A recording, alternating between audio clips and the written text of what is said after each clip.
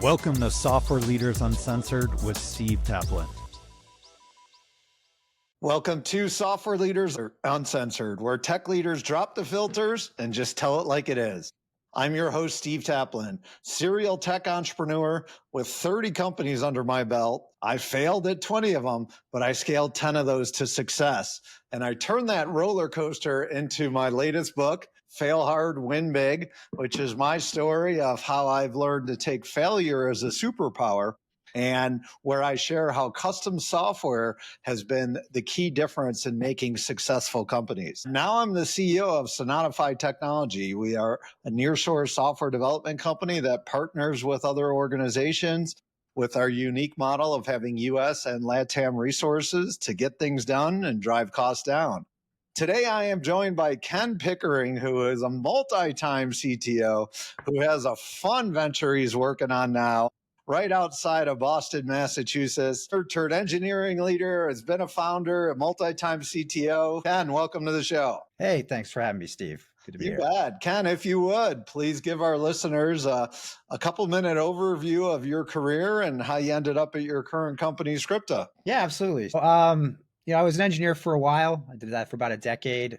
And I fell into AI probably back in it's a 2010, 2011 timeframe. Back then it was That's before it was cool. It was, yeah. That was like the robotics algorithms type days. We were using robotics planning algorithms to solve network attack paths and stuff like that. And I was at core security. That was the last time I was an engineer, because it was at that company I sort of got the battlefield promotion of your boss leaves and they're like, well, do you want to be the boss now? And it's like, I'll try it, I'll give it a shot. And so started managing humans at that point. And I'd say most of my career path at that point has stayed on the path of, whether it was e-commerce or travel fintech or at Starburst, deep data analytics of using and leveraging data to drive insight and value for companies, whether it was boosting products or making products out of data. And so that's what I've been doing. And that's what I'm still doing today at Scripta in the healthcare space.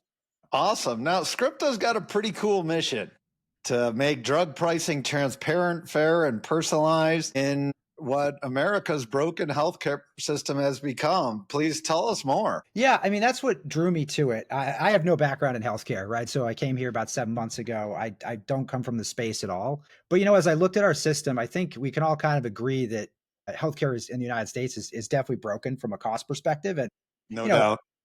Prescription costs have gone from 5% to 35% of people's spend in medical in the past 20 years. And so that's a rapidly growing cost for a lot of people. And I think it's really the lack of transparency that drives a ton of anxiety in the space. I actually correlate a little bit to my journey at Hopper. Hopper, we tried to make travel less anxiety stricken because we would map flights and predict when you would buy a flight. When's a good time? What's a good price? What should I pay for this? And it's the same kind of thing I want to do for drug pricing here at Scripta, which is arming consumers with all of their options. Should they go through their insurance company? Is it cheaper through Mark Cuban? What alternatives do they have? They got a scary letter from their PBM that says, you can't take this drug anymore. What do you do, right? How do you talk to your doctor about it? How do you arm your doctor with pricing? Out there. Yeah, no, 100%. And so that's really that's our mission to do. It's kind of a niche solution, but I think that's what drove me to the company in the first place is I think we all go through these moment of crises as technical leaders about what legacy we leave behind as people. And so I decided I really want to spend my career now working on things that I deeply care about. So you mentioned Mark Cuban, and he's been all over of his venture of trying to bring drug prices down. How does Scripta compete with Mark Cuban's company? We're actually partnered with Mark Cuban. We have a partnership with them because, we're partnered with them. We're working on our partnership with Amazon Pharmacy, but cash pay is a viable alternative for drugs. And many, many, many people don't know that that's even a possibility. Everyone just goes to the local pharmacy and pays what they're told at the register. But there is price comparison. There is shopping. There's GLP-1s are a huge topic now. Should they go through their insurance? Should they go through Lilly Direct or, Novo Nordisk directly, right? And most people don't have the information because it's hard to assemble or hard to find, or you can't get time with your doctor. You schedule an appointment and they can see you in 3 months, right? And so, we're really trying to unwind a lot of that ecosystem. So being a CTO, CIO over the past couple of years has been almost an impossible job. I mean, you're dealing with, number one, the tech market certainly had a turbulent last 18 months. Being a CTO, you got to deal with the technical issues, the business issues, the non-technical executives and board members who have no idea what technology means. And all they say is, where's our AI? Where's our AI? So you didn't have healthcare background. How did you land this role as CTO at what sounds like a fantastic company? It was one of those like local outreach type things. It was a recruiter I had spoken to in the past and had an okay relationship with, reached out and said, like there's this, Eric, the CEO, lives actually pretty close to me. There's another company in Boston area doing something cool with healthcare. Like I know I'd only been at my job at that point about a little less than a year. Like I know you've only been there for years. It's something that you'd consider doing. And as I looked at like where we were going with healthcare policy, I did a lot of deep thinking on it and realized like it was a real problem, and not to say that, I was at another travel startup, and not to say the things I weren't solving there weren't real problems for people, but at the end of the day, like the magnitude of impact at healthcare really pulled me in. And so it was an outreach. It was one of those random emails you get that you delete blindly a lot of times from external agencies. But in this case, really pulled me in with the mission. So, cool. Very cool. Tell us, what are some tech projects you're working on now? I mean, like everybody else in the known universe, AI, right? Like AIing the things, and what is our stance on traditional AI? What's our stance on generative AI? Like, how do we plan to leverage both inside the company from both a productization perspective, but also like a engineering and capital management perspective? Like, how are we incorporating these tools? What is um, and I think, and so it's kind of all those things, because I think one of the things that CTOs get pulled into is driving macro AI strategy for the entire business, right? Which includes like aspects of human operations that are not, I guess, natively proficient. Like what should we be using this for in marketing, right? What should we be using this for in customer support? What should we be using this for in terms of workforce management and multi-agentic operation inside of a business? So it's and it's of course the kind of like it's come on the industry rapidly, and from many different angles. And so it's really trying to manage all that in addition to like, well, what are we doing from like, like we do like a bunch of document processing, like working on LLMs to do document processing, right? And so there's like other things we're doing from a pure product perspective, but it's all the other stuff too that kind of gets wrapped in. So have you figured out, solved the challenge of how to fully integrate AI into everything, regardless of the fact that it's changing weekly, and whatever version of tool you're using now will be different next week? Have you figured all that out? It's on my list, but no, not quite yet. It's on. Yeah, the board's curious too. No, it's on my list to do. I think one thing I think that I really advocate for though is prototyping quickly and then checking back. Like doing a quick proof of concept on something that works. See if it works. If it's mature enough. If it's not, back off. And I think the good thing is there's actually a lot of companies coming out with products in this space that do a bunch of this work. And so like you can actually leverage their research and see how mature their product is by just doing kind of a quick integration or demo, and some cases it's great, in some cases it's not. And you don't invest. From a software engineering perspective, to me, that's one of the bigger shifts. Now, there's great tools to help and assist developers be more productive. But I think one of the more monumental shifts in my vantage point has been the ability to do rapid prototyping very quickly and inexpensively to kind of get to that proof of concept to see what really works before you're, spending hundreds of thousands, if not millions, building out the product. No, 100%. I actually find that I do more of my own prototyping now. Like it actually makes me very efficient at doing prototyping or just vetting out ideas that maybe in the past I would have had to like carve out some engineering time for. And it like takes the annoying aspects out of software engineering for me too. Cause it's like, as an executive, like you try to stay up, but like things have advanced beyond, if I'm, it's like, all right, how do I do this in Python again? Like I don't have to ask those questions as much as I used to, because I can just kind of work through, I can, you can vibe code your way through it because it's not going to production anyway. But it's like, a lot of times like prototyping is, especially in kind of the data universe, is glomming data sets together and seeing what you get as an end result and seeing if it's like viable or effective. And like one thing that I found actually that's been great is using some of the open source LLMs to do stuff with unstructured data that was actually, like, let's say 5-10 years ago, traditionally actually really hard to do, to kind of rip through unstructured data sets and extract variables out of them in a way that's actually pretty effective. So it's like stuff like that has been, it lets me, I feel like it frees me up to do a lot more with my day, which has been really nice. So as you've been in the CTO role, do you get any time to have hands-on keyboard, even whether it's nights and weekends on other stuff, just to stay up to date with what's going on out there? It's sporadic. I'd say, it definitely ebbs and flows. Like there are some times where we're so, I'd say it's like any kind of engineering capacity thing. There are times when everybody is flat out and I have no choice but to like open up an IDE and get to work. And other times it's like I'm focused on more of like the macro strategic stuff. I do enjoy the technical contribution parts. I mean, I became an engineer in the first place because that's the part I absolutely deeply enjoy.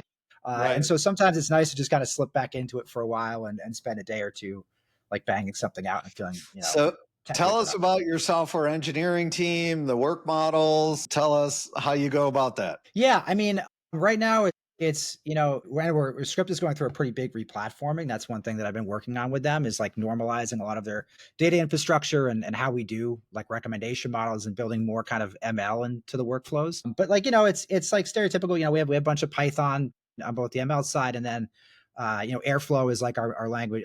Our platform of choice for managing data streams internally. The Java recommendation engine is a Java Spring app, which we're kind of like teasing apart to be able to include more Python services into the flow. And so like working on orchestration as to how we do advanced recommendations and kind of multiple workflows, because it's like we have to run tons of scenarios, like what does it mean to go through insurance and what is it priced at Mark Cuban and here are all the drug alternatives and what's the right dosing strategy. And so there's like a lot of that kind of goes through as we process all this data. And we process, a fairly large amount of claims data. So just trying to figure out how to batch that up effectively and manage it from a compute perspective is always top of mind too. And trying So to how many reduce that. engineers are on your team? We are a scrappy team of 20 people right now. Gotcha. Yeah. And are Yeah. are you guys remote? Are you hybrid in office? No, we're all remote. We do have an office that I'll occasionally go to because we have a few little Boston area people. But I work I'm in my home office right now. I work from here most of the time. We have engineers in India and Europe and South America and US, and we're global remote. So how have you been able to manage from a time zone perspective, having teams around the world? Yeah, I focus on the intersection time, making sure we make the most of,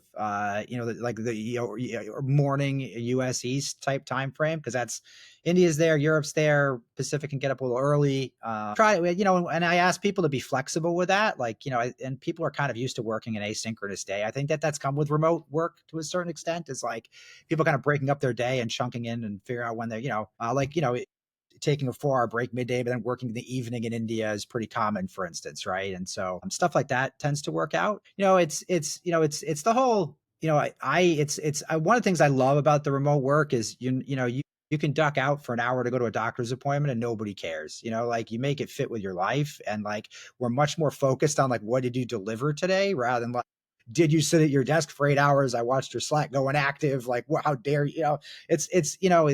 Especially at a startup, it's much more objective focused. And either people are working or they're not.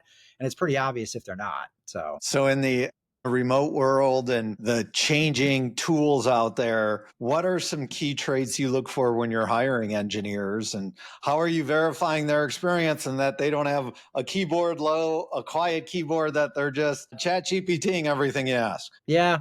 I mean, I think you could tell on code quality when it's like vibe coded a lot of times. But I mean, for me, like I think the number one thing I look for people that are bright and adaptable. But I look for people that are like owners, or I call it a give a shit. They give a shit about what they're working on. There's like a sense of pride or ownership, or they're the kind of people that will drive to make something happen or get something done.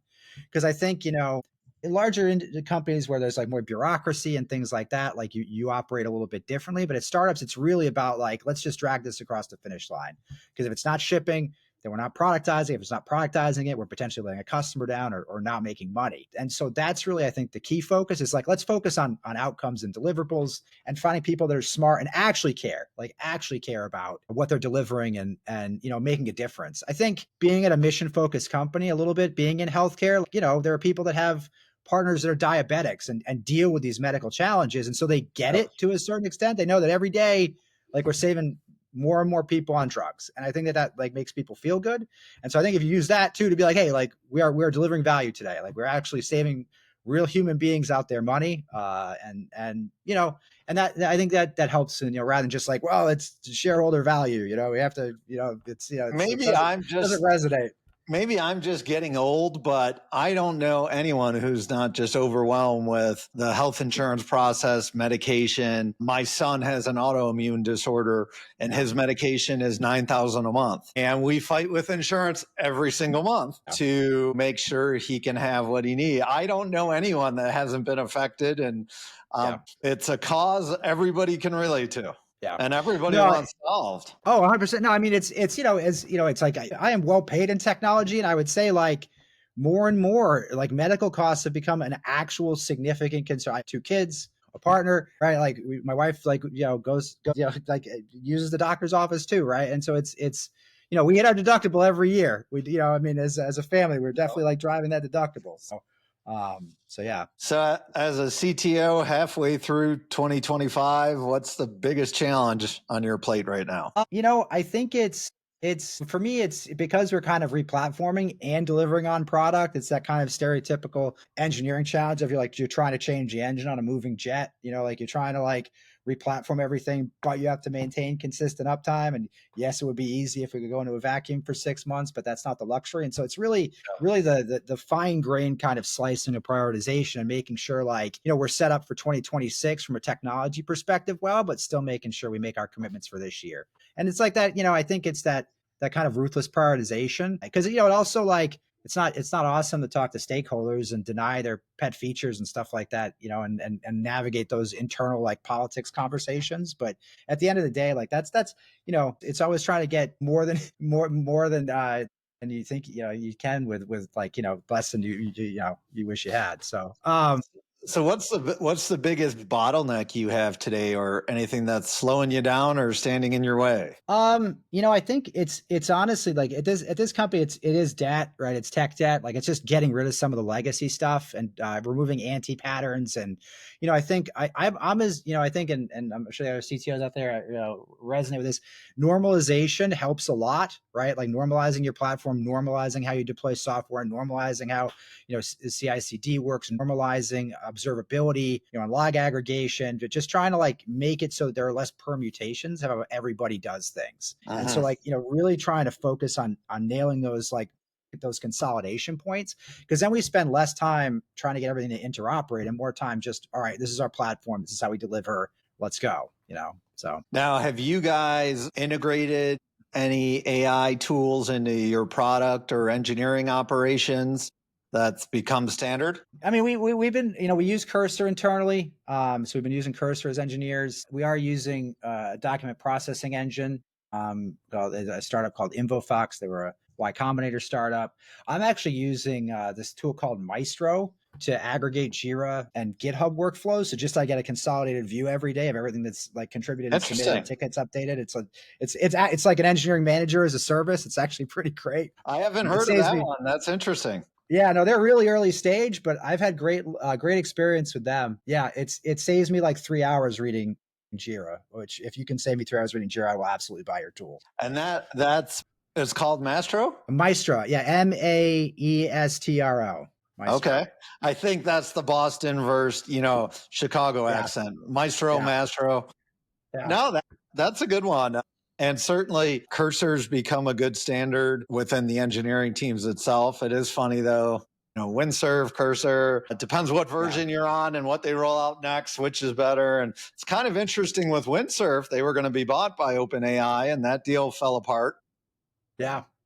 And so lots of interesting stuff going on out there, and the rate of change on these tools is mind-boggling. Oh, it's I mean, it's like and there are things that I like about it, because it's great for coding, but it's also great for code reviewing. Like I've started using some of the code reviewing functionality in Cursor and security reviewing and stuff like that. Like it's definitely maturing, and it's like one of those things where it's like that engineers just loathe to do. So the more you can actually get automation into like security review or code reviewing, like the better off I think everybody feels about that. So what would be your one favorite AI tool you're using, whether it's specific to engineering or personal productivity or anything else? I actually record, I have this transcriber that joins my meetings with me that I use like all the time. So I don't have to take as many notes in meetings anymore. It distills down, and because I'm in meetings all day, and if I don't have to, I used to use the Remarkable, right? You have like the digital tablet that you write everything down on, and you Yeah. upload your notes so you can search them later type thing. The digital transcription stuff is awesome. And so And have I'm you using been Chris able for to that. fully trust it? No, not a well, like you're Okay. saying. Yeah. And I run a tech company as well. One of my early mentors that I talk about in my book made me be this avid note taker, way back when we were writing in journals and, not digital journals, but regular journals. And I found it's the most powerful business tool I've ever come because when you could recall specific things from dates and meetings, you become very dangerous. And I am certainly a tech guy, but I haven't been able to fully rely on note takers yet for my meetings. And maybe it's just a mental thing for me. No, part of it, and I'll still take notes, and especially in like strategy meetings or stuff like that, because it helps me focus on what I'm doing, and it actually like the act of taking notes still helps ingrain things into my memory. I find like more so than like reviewing stuff later, even like the physical act of being present and taking notes, and I find it actually helps to keep me from multitasking a lot of times. Like if I have a notebook in front of me, I'm not over here like doing whatever on another screen. So Ken, you've been doing this for a while. You've earned your Yeah. scars.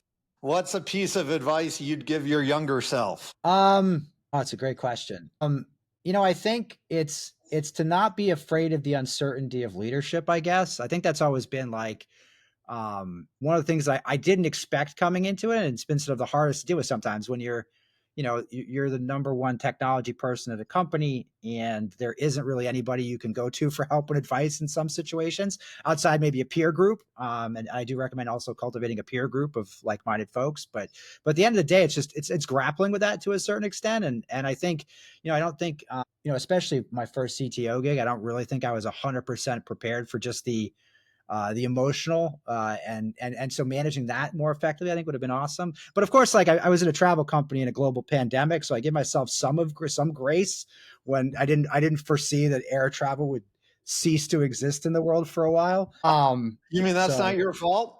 No, I wasn't there in the lab or whatever the current conspiracy theory is on that. I'd say it's like dealing with those catastrophes and managing and measuring them effectively, but also taking time to realize that that's just the way it is. I think you struggle with that as a first time leader. They don't really tell you that. I think when they give you the promotion, nobody actually tells you how hard the job is. And so I think just acknowledging that it is and being kind to yourself if you mess up, but also like, making sure you understand it's a high impact game. So. Well, and I like what you said about peer groups. And I know that's been big for me. It's awfully lonely being a CEO, being a CTO, where you're the top person in the company. You don't have others in your company that you can ask for. And having that peer group of others where, in typical formats, when you find a good group is talk about your challenge, let people ask questions and hear how they would go about attacking those. And I have found that to just be a great resource. Of the 64, this is the 64th episode of this show. You're the first CTO to say that about peer groups. And